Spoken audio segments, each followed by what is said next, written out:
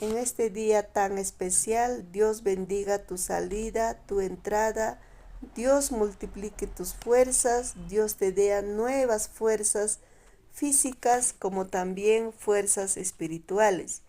Quiero compartirte esta reflexión de esta mañana para tu vida y para mi vida. Nos dice esta reflexión: confía en la promesa de Dios, no en tus problemas. Confía en la gran promesa de Dios que está plasmado en la Biblia, la promesa para cada uno de nosotros. Luego nos dice: escucha a Dios, no a tus inseguridades ni a tus miedos, sino nos dice que debemos escuchar la voz de Dios que nos habla a través de su palabra, a través de sus siervos, a través de sus hijos, nos habla la palabra de Dios.